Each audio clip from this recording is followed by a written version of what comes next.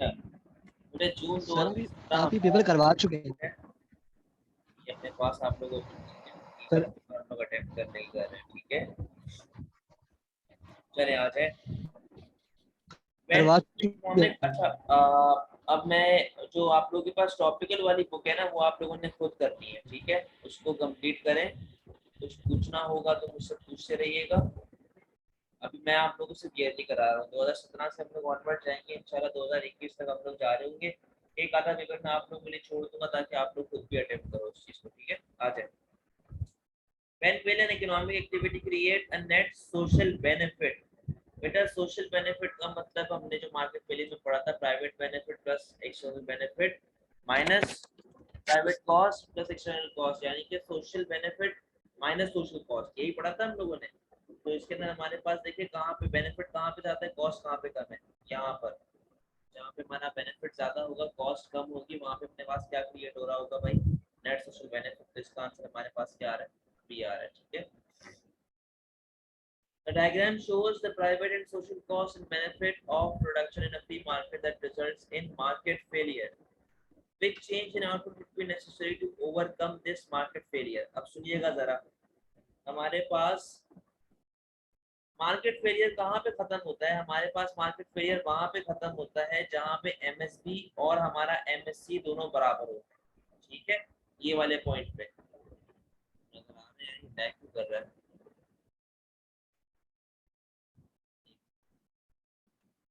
Screen share हो रही है आप लोगों को सही से? एक से सर अटक बहुत रही है आपकी आवाज। और हम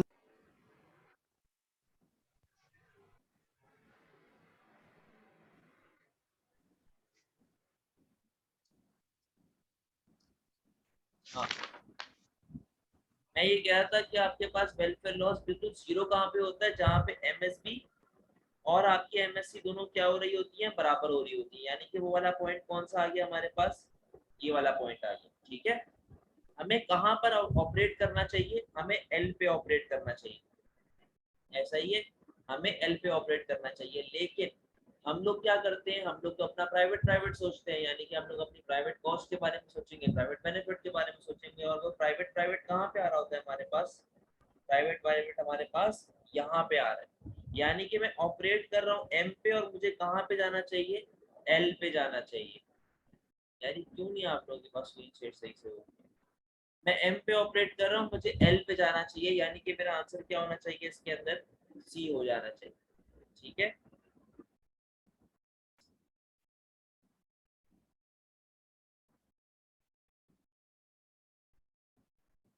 एक सेकेंड यार, समझ गए ये वाला क्वेश्चन, थोड़ा लैग हो रहा था नेट मेरा।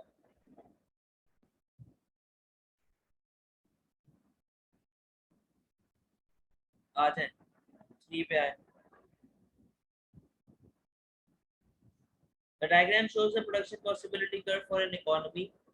What might make it possible for consumers in this economy to ensure uh, uh, what might make it possible for consumers in this economy to consume the combination of good X and Y indicated by point L।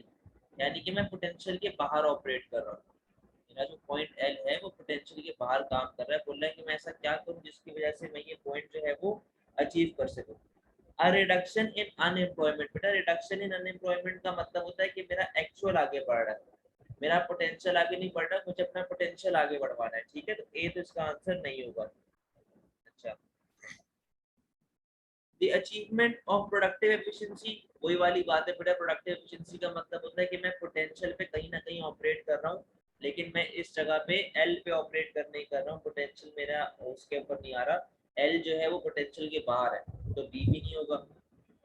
The elimination of a monopoly in the production of good X, बेटा पहली बात तो जब monopoly बाहर चली जाएगी तो उससे हमारे पास टेक्नोलॉजी जो है वो कम होना शुरू हो जाती है, क्योंकि गवर्नमेंट तो इतनी ज्यादा काम नहीं कर रही होती इस चीज के ऊपर, तो गवर्नमेंट तो वैसे ही इतनी ज्यादा एफिशिएंट नहीं होती, तो उससे बीपीसी अंदर आएगा, पहली बात। दूसरी बात, उसने सिर्फ किसकी बात की है, गुड एक्स की बात की, तो गुड एक्स के ऊपर ही इफेक्ट आएगा ना, खाली गुड बाय का तो कोई इफेक्ट ही नहीं शो हो रहा, तो इसका भी आंसर हमारे पास ये नहीं होगा।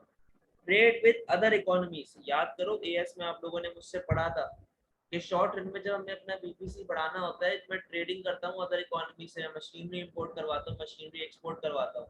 मैं मशीनरी इंपोर्ट करूंगा तो ये जो मेरा एल है, ये मेरा पीपीसी ऐसा बाहर जाना शुरू हो जाएगा और मैं इसको एल को ऑपरेट कर लूंगा। समझ गए? इसका आंसर हमारे पास डी है। ठीक है, आगे आओ। The diagram shows two indifference curves for a consumer. What can be concluded if the consumer's equilibrium moves from Q to R? बोलता है कि वो ऐसा ऊपर की तरफ चला गया। ठीक है, अब सुनिएगा, ए को छोड़ दे। The consumer's money income is unchanged. बेटा एक बात हमेशा याद रखो, मनी इनकम, प्राइस इनकम का कॉन्सेप्ट वो बजट लाइन बताता है, इंडिफरेंस कर्व नहीं बताता। इंडिफरेंस कर्व नहीं बताता, तो हमें किस तरह पता भाई कंज्यूमर की इनकम अनचेंज है या बढ़ी है या कम हुई है? ठीक है, The opportunity cost of good buy is constant. बेटा constant गलत बात है ना, सुने जरा। अपॉर्चुनिटी कॉस्ट हमारे पास वो वाली चल रही है, क्या बोलते हैं, एक बराबर वाली यूनिटरी इलास्टिक वाली अपॉर्चुनिटी कॉस्ट वाली चल रही है। हमारे पास जो पहले थी वही हमारे पास चल रही होती है, बराबर बराबर का गेम चल रहा होता है। आए जरा डी के ऊपर, the price of good excess visit, वही वाली बात है, हमें प्राइस का कोई कॉन्सेप्ट नहीं मालूम, वो बजट लाइन से पता चलता है। The consumer is acting rationally. याद करो, जब आपका बजट लाइन बढ़ता है, फॉर एग्जांपल यहाँ पे 50 था तो ऊपर कितना होगा? 60 होगा। एक नई बन जाती है तो कितना होगा? 70 होगा। एक नई बन जाती है तो कितना होगा? 80 होगा। यानी कि जैसे जैसे मेरा कंज्यूमर का इंडिफरेंस कर्व ऊपर जाता रहता है, बढ़ता रहता है, तो उसके यूटिल्स भी क्या होते रहते हैं? उसके यूटिल्स भी बढ़ते रहते हैं। वो और ज्यादा रैशनली एक्ट करना शुरू करता है, यानी कि उसकी सेटिस्फेक्शन बढ़ना शुरू हो जाती है। तभी इसका आंसर क्या होगा हमारे पास? ए होगा। ठीक है, और हो गया, आगे आए 5 पे। When the price of a good falls, the effect on the quantity demand is the result of an income effect and substitution effect. Which statement about these effect is correct? बेटा ये वो वाला कॉन्सेप्ट लग रहा है इसके अंदर। याद करो मैंने कहा था ऑपोजिट डायरेक्शन में जाएंगे तो इंफीरियर गुड है, सेम डायरेक्शन में जाएंगे तो नॉर्मल गुड है, आउटवे करेगा इनकम इफेक्ट तो गिवन गुड है। ये वो वाली बातें हैं। आओ जरा, फॉर नॉर्मल गुड यहाँ पे, for inferior good the income effect substitution effect work in the same direction, गलत, ऐसा नॉर्मल के अंदर हो रहा होता है। For inferior but not given goods the income effect outweighs the substitution effect. बेटा गिवन गुड आउटवे करता है, इंफीरियर गुड आउटवे नहीं करता। सी को छोड़ दो। The normal good the income effect, for normal goods the income effect outweighs substitution effect, ऐसा कहीं भी मैंने आपको नहीं बताई कि इनकम इफेक्ट आउटवे करेगा सब्स्टिट्यूशन को। आंसर क्या बचा कि भाई for normal good the income effect and substitution effect work in the same direction. नहीं यकीन आ रहा तो नोट्स खोल के देखो, उसमें भी लिखा हुआ है। सी आंसर था इसका। Where is the long run equilibrium output of a perfectly comparative market where ATC is minimum? बेटा यहाँ पे देखो डायग्राम। अच्छा कभी डायग्राम का सवाल आया ना, जैसे परफेक्ट कंपटीशन का पूछ ले या किसी और चीज को, डायग्राम बना दिया करो। प्राइस कॉस्ट रेवेन्यू क्वांटिटी, ये आ गई मेरे पास price, demand is equals to AR is equals to MR, ये आ गई मेरे पास MC ATC। देख लो मैं यहाँ पे ऑपरेट करता हूँ और मैं ATC के मिनिमम पे ऑपरेट कर रहा हूँ, वही वाली चीज हमारे पास आ गई। अब आगे क्या लिखा हुआ है? Average cost are following. नहीं, एवरेज कॉस्ट तो ये देखो बढ़ना शुरू हो गई है यहाँ से आगे। ठीक है, when marginal cost are at minimum, बेटा मार्जिनल कॉस्ट तो मिनिमम इधर है। When marginal cost are following, बेटा वो इधर फॉल हो रही है, मेरा इक्विलिब्रियम यहाँ पे बन रहा है जब वो बढ़ना शुरू हो गई थी। ठीक है, तो कभी भी डायग्राम रिलेटेड सवाल हो ना तो डायग्राम बना लिया करो, उसमें आप लोग को इजी हो जाए। A firm estimates that all else remaining unchanged, an increase in its output will result in an equal proportionate increase in its revenue. What can be concluded from this? अच्छा, होता है भाई, an increase in its output will result in an equal proportionate increase in its revenue. यानी कि उसने बोला कि यार क्वांटिटी बढ़ेगी तो आपका रेवेन्यू बढ़ेगा, और जितने से क्वांटिटी बढ़ेगी उतने से ही आपका रेवेन्यू भी बढ़ेगा। ऐसा किसके अंदर होता है? ऐसा होता है जब हमारी PD equals to perfectly elastic हो। आप लोगों ने एएस मुझसे पढ़ा हुआ, जिन जिनने आपको ये बातें पता होंगी। तो a demand for a product is horizontal, ऐसा मिस्टर डार्क। ठीक है जी, आगे आ जाओ। 8, the diagram shows the firm cost and revenue curve. The firm changes its objective from profit max to sales revenue maximization, यानी कि वो बंदा यहाँ से उठ के कहाँ पे आ गया है, यहाँ पे आ गया, ई से उठ के E1 पे आ गया। तो लॉजिकल सी बात है, पहले उसकी प्राइस ये आ रही होगी, सही है। अब जो है वो उसकी प्राइस कुछ ऐसे आ रही होगी, ठीक है। Which groups are likely to be winners and losers as a result of this change? बेटा लॉजिकल सी बात है, मेरी बात सुनो, प्राइस क्या हो रही है, प्राइस कम हो रही है, तो फायदा किसको होगा? और ये देखो, ये उसका है, ये है इम्परफेक्ट कंपटीशन का। इम्परफेक्ट कंपटीशन के अंदर भी मोनोपोली वाला है, ठीक है, मोनोपोली का केस। अब बात सुनिएगा जरा, मोनोपोली की पीढ़ी क्या होती है? लेस देन 1, यानी कि इनइलास्टिक, नेसेसरी गुड। तो प्राइस कम होगी तो सबसे ज्यादा फायदा किसको होना चाहिए? कंज्यूमर को, सही है। तो आंसर जो है वो आपका, यार ये फिर लैग होना शुरू हो गया, कंज्यूमर को फायदा होगा, सही है। दूसरी बात बेटा, इनइलास्टिक क्या बोलता है? प्राइस ज्यादा से कम करोगे, क्वांटिटी सिर्फ और सिर्फ हल्के से बढ़ेगी और आपका रेवेन्यू पे भी क्या इफेक्ट आएगा? कम होगा, यानी कि ओनर ऑफ द बिजनेस को नुकसान होना शुरू हो जाएगा। यहाँ पे हमारे पास ओनर कौन है? चारों में से शेयर होल्डर्स गिवन है, फायदे में कस्टमर और नुकसान में शेयर होल्डर। तो आंसर क्या बन जाएगा इसका? ए बन जाएगा।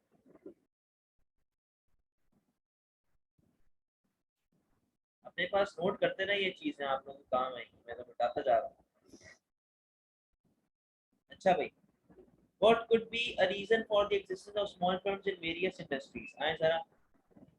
a low minimum efficient scale of production, ठीक है। greater scope of specialization and division of labor, बेटा division of labor specialization होती है small firms में, लेकिन इतनी बड़ी नहीं होती। यानी कि अगर मैं समझ लो, मैं एक मोची हूँ, मैंने दो बंदे रखे हुए, एक पॉलिश करता है और एक जूते को सीलता है, सीधा है उसको सीता है, तो स्पेशलाइजेशन कितनी हो गई? दो बंदों की। लेकिन अगर मैं बाटा की बात करूं, बाटा जो एक बहुत बड़ी जूते बनाती है कंपनी, तो वहां पे पॉलिश का बंदा अलग होगा, लेस वाला बंदा अलग होगा, सोल बनाने वाला बंदा अलग होगा, बॉडी बनाने वाला बंदा अलग होगा, यानी कि वो ग्रेटर डाइवर्सिफिकेशन करते हैं। तो डिविजन ऑफ लेबर होती है, लेकिन इतनी बड़ी नहीं होती जितनी बड़ी इसने लिख के दी, ठीक है। The need to diversify in order to reduce risk, बेटा स्मॉल फर्म कभी भी डाइवर्सिफाई नहीं करता। मोची जिस तरह सैमसंग है, मोबाइल बनाता है, टीवी बनाता है, फ्रिज बनाता है, स्मॉल फर्म ये चीजें नहीं कर सकती। तो ये वाला पॉइंट आपका क्या हो जाएगा? गलत। प्रिंसिपल एशियन प्रॉब्लम का मतलब होता है conflict between different parties, different support, क्या बोलते हैं, different parties in the business, जैसे कि शेयर होल्डर मैनेजर का पट्टा हो गया। प्रिंसिपल एशियन का मतलब पता है ना आप लोगों को, या बता दूं? जल्दी से बताएं। पता है सर। सर और वापस बता दें मुझे, मैं भूल गया हूँ।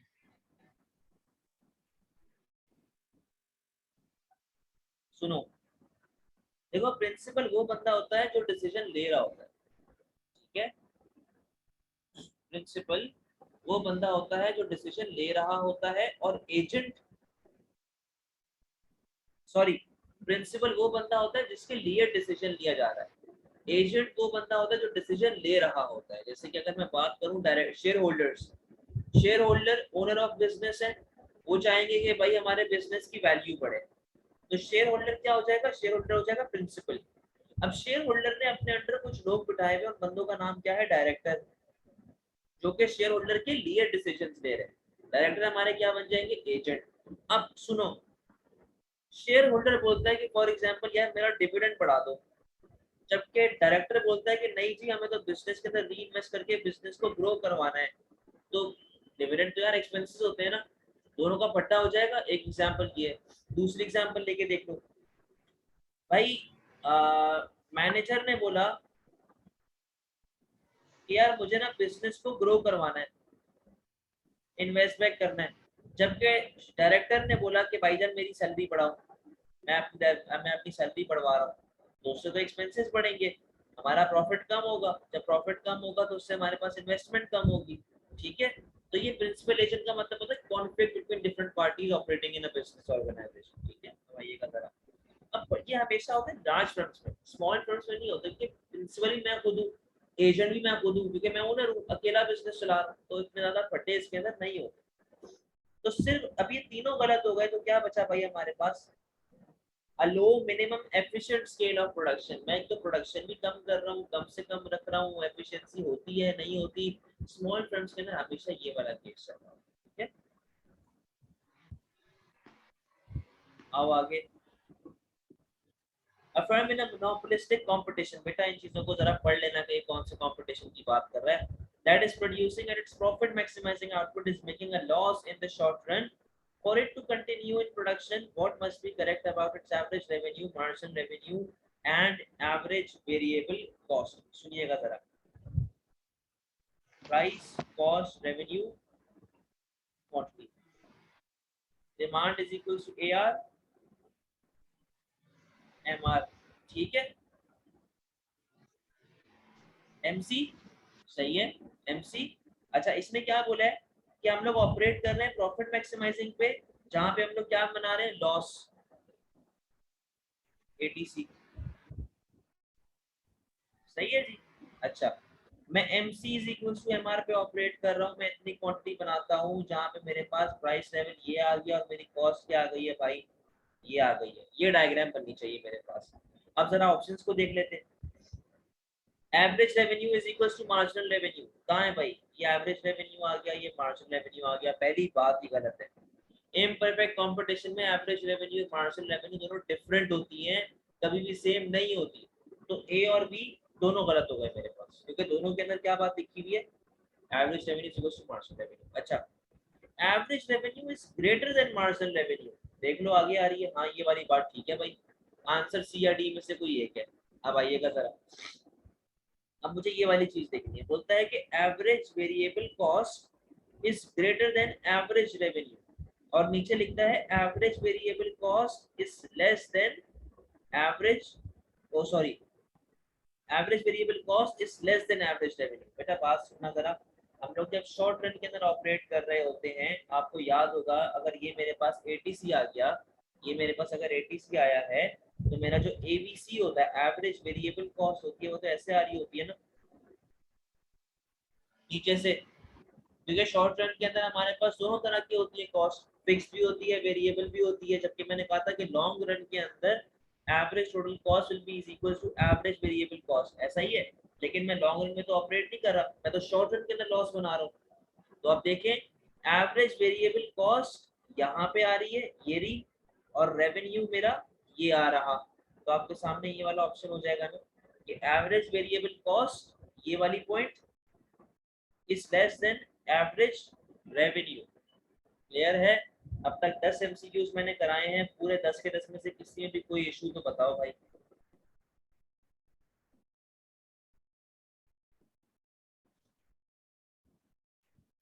सर मुझे आपसे एक बात पूछनी थी, हाँ। आप फिजिकल क्लास रखेंगे? यार आपकी आवाज बहुत कम आ रही है, टाइप कर लो सभी।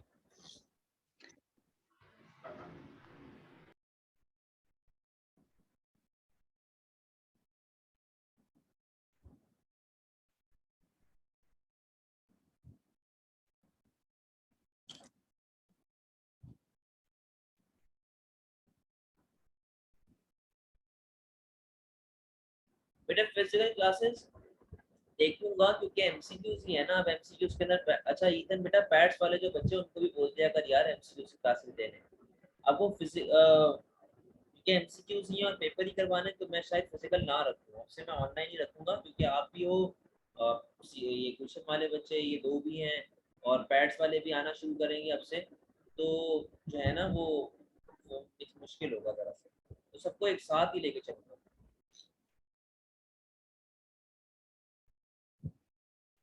और हमारी क्लासेस अब रेगुलर होगी, हाँ बस ये एक आध दिन की बात है, क्योंकि 28 को, सॉरी ये फ्राइडे को पेपर है ओ लेवल्स का, तो थोड़ा सा इशू होगा। जब ओ लेवल्स का पेपर हमारा खत्म हो जाएगा ना, उसके बाद सिर्फ और सिर्फ पास पेपर ही हैं, क्योंकि सबका सिर्फ P1 बचेगा एमसीक्यूज का, तो उसमें फिर क्लासेस भी हमारी रेगुलरली चलती रहेगी। ठीक है, चले आ जाए। Diagram shows the demand curve for a product, ठीक है जी। Which diagram shows the total revenue curve? यार ये तो AS वाली कहानी है, परफेक्ट कंपटीशन बनाया हुआ है, PED is equals to infinity बनाई हुई है इसने, तो यही तो बोलता है क्वांटिटी बढ़ेगी तो रेवेन्यू बढ़ेगा ना। देख लो कहाँ पर आउटपुट और रेवेन्यू की बात हो रही है। 11 का आंसर हमारे पास सूखा सूखा सा क्या बन जाए, सी बन जाए।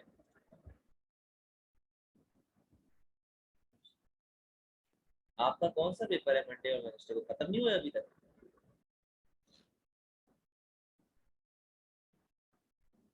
अच्छा लॉ का पेपर होगा, चलो देख लेंगे, मसला नहीं यार, सेटिंग बना लेंगे। अच्छा, the diagram shows the monopoly producing at इधर इधर इधर प्रोड्यूस कर रही है मोनोपोली, ठीक है। अब कुछ बातें आपने आइडेंटिफाई करनी है, वो बातें क्या है कि देखो जब वो यहाँ पे ऑपरेट कर रहा है तो उसकी प्राइस क्या आ गई है और उसकी कॉस्ट क्या आ गई है, यानी कि वो फिलहाल कहाँ पे ऑपरेट कर रहा है, लॉस पे।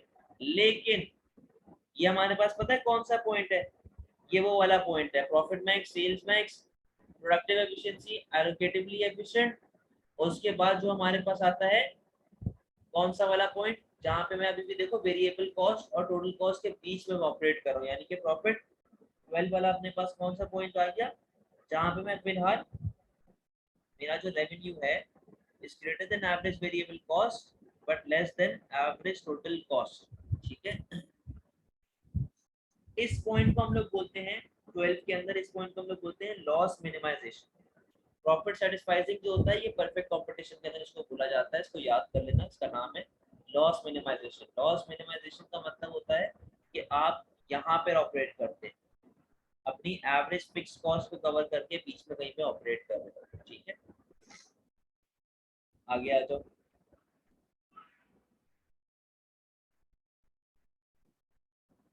बेटा ये 13 तो सूखा सूखा सा आपको देख के ही पता चल जाना चाहिए कि ये कौन सी डिमांड है, ये ओलिगोपोली का कर्व है। ओलिगोपोली के अंदर कौन सा वाला, किंग डिमांड कर्व, और किंग का मतलब क्या होता है, इंटरडिपेंडेंस, ठीक है। आ जाओ। Which statement is most likely to explain why a government decides to increase the highest rate of tax on personal income?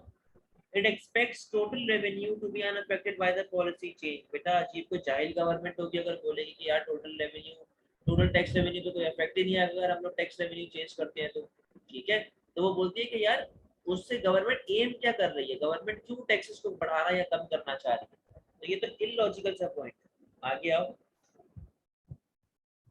It is concerned about the possibility of immigration by some high earning individuals. बेटा अगर आप tax rate को बढ़ाओगे तो वो तो और ज्यादा ई वाला इमिग्रेशन होगा ना, यहाँ से बंदा उठ के बाहर जाएगा काम करने के लिए, यहाँ से उठ के चले जाएगा, बोलेगा आप टैक्सेस में आपको पे करूँ, आप लोग काम वाम करते नहीं, हम पागल हैं आपको टैक्स पे करेंगे। तो सी पे डी पे है, sorry. It wishes to switch the emphasis of its tax system from direct to indirect। बेटा वो इनकम के ऊपर टैक्स लगा रहा है और इनकम टैक्स जो होती है वो डायरेक्ट टैक्स होता है, जबकि यहाँ पे वो क्या बोल रहा है कि हम लोग इनकम टैक्स पे उसको इनडायरेक्ट टैक्सेस पे लेके जा रहे हैं, ऐसा नहीं हो, ठीक है। इसका आंसर क्या बचा हमारे पास, सी बच रहा है। क्लियर है, समझ गए हो क्या है। It regards equity consideration as being more important than efficiency one. Equity का मतलब है कि ये अमीर गरीब का फर्क खत्म करना चाह रहा है, बराबरी लेके आना चाह रहा है।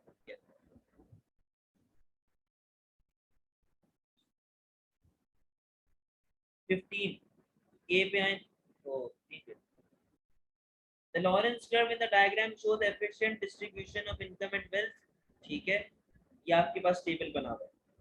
अब यहाँ पे लिखी हुई है परसेंटेज ऑफ इनकम और परसेंटेज ऑफ वेल्थ, और यहाँ पे लिखा हुआ है परसेंटेज ऑफ हाउस होल्ड, यानी कि कितने लोग हमारे पास हैं। आप अगर याद करोगे स्ट्रेट लाइन का मतलब क्या होता था, perfect equality of income. Income in a country is more equally distributed than wealth, बोलता है कि भाई कि हमारे पास सर इनकम आपसे है। कौन बोला? सर मैंने बोला है सर, मैं ये लॉरेंस कर्व, कुजनेट कर्व और ये जीनी कोएफिशिएंट वगैरह सब भूल चुका हूं, मुझे आप एक्सप्लेन कर सकते हैं आप? ये एमसीक्यूज के अंदर आते हैं, जब भी मैंने पढ़ा नहीं था P4 के लिए। ये पढ़ लेना, ये एमसीक्यूज के अंदर लाजमी आते हैं, ख्याल रखना है इसका। अच्छा बोलता है कि इनकम जो है वो कम डिस्ट्रीब्यूटेड होती है equally, income in a country is more equally distributed than wealth, वो ये बात बोलते हैं इनकम ज्यादा डिस्ट्रीब्यूट हो रही है, वेल्थ कम डिस्ट्रीब्यूट हो रही है। In a period the distribution of income becomes more unequal but the distribution of wealth becomes more equal। अच्छा बोलता है कि इनकम जो है वो और अनइक्वल होती जा रही है और वेल्थ जो है वो इक्वल होती जा रही है। Which movement would show the effect of these changes on the distribution of income and wealth in an economy। अच्छा बात सुना, जितना ज्यादा मैं 100 के करीब आता रहूंगा यानी कि उतना ज्यादा मैं इक्वालिटी की तरफ जा रहा हूँ, ठीक है। अब आइएगा जरा, अब देखो मैं जो हमारे पास क्या बोलते हैं डिस्ट्रीब्यूशन ऑफ इनकम हमारे पास क्या आ रही है, सबसे पहले लिखा हुआ है शिफ्ट कर्व फ्रॉम 1 to 2, यानी कि वो ऐसा पीछे की तरफ आ रहा है। आगे बोलता है शिफ्ट कर्व फ्रॉम 2 to 1। अच्छा अब सुनना जरा मेरी बात को, income in country is more equal distributed than wealth in a period of distribution in income becomes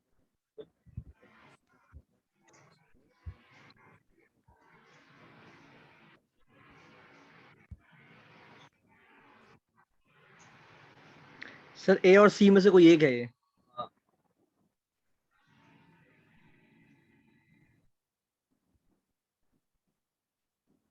ए होगा इसका आंसर।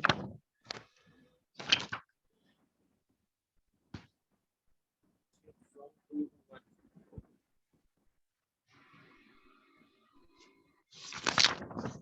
हाँ इधर आए सुने, बोलता है कि हमारे का पास जो है ना income is more equally distributed than wealth, यानी कि जो ऊपर वाले इस 100% के करीब वाले जो कर्व होंगे, जो इस 100% के करीब वाले कर्व होंगे यानी कि 1 और 2, ये किसके कर्व होने चाहिए, इनकम के, ठीक है। और बोलता है कि wealth is less equally distributed than income, तो जो नीचे वाले कर्व हैं वो किसके होने चाहिए, वेल्थ के होने चाहिए, सही है। तो ये बात आपको अब तक हो जानी चाहिए कि ऊपर वाले इनकम के और नीचे वाले जो है वेल्थ के। अब नीचे क्या बोलता है, in a period of distribution income becomes more unequal, यानी कि वो ऐसे पीछे की तरफ आ गया होगा, सही है, 1 से 2 चला गया होगा।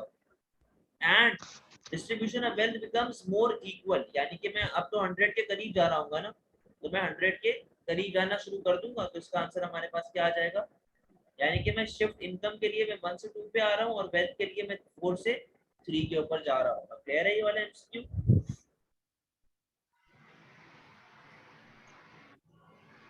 बताएं आगे बढ़ो तो। क्लियर है, क्लियर। आगे आओ। A government wishes to discourage tax avoidance. Which policy to achieve this would be an example of a behavioral approach of नश theory। नश theory का मतलब होता है बेटा इंफॉर्मेशन प्रोवाइड करना, लोगों को नॉलेज देना, और वो इंफॉर्मेशन कहाँ पे आ रही है हमारे पास, सी के ऊपर आ रही है। Providing information about how the tax is spend by the government, ठीक है। 17 पे आओ। The diagram shows the supply and demand situation in a particular labor market. When the market is in equilibrium, which area measures the economic rent and transfer earning? Basic फजूल का सवाल है बेटा। Economic rent होता है over and above, और transfer earning जो होती है वो हमारे पास बिलो इकोनॉमिक रेंट, यानी कि नीचे वाला पोर्शन होता है ना। यहाँ पे देख लो कौन सा वाला ऑप्शन आ रहा है, ओ जे एल के, ये हमारे पास क्या हो जाएंगे, ट्रांसफर अर्निंग। देखो कहाँ पे आ रहे हैं, ओ जे एल के, ठीक है, यहाँ पे आ रहे हैं हमारे पास। अच्छा जे एम एल, ये ऊपर वाला पोर्शन क्या आ जाएगा, इकोनॉमिक रेंट। आंसर अपने पास क्या आ जाएगा इसका, बी आ जाएगा, ठीक है।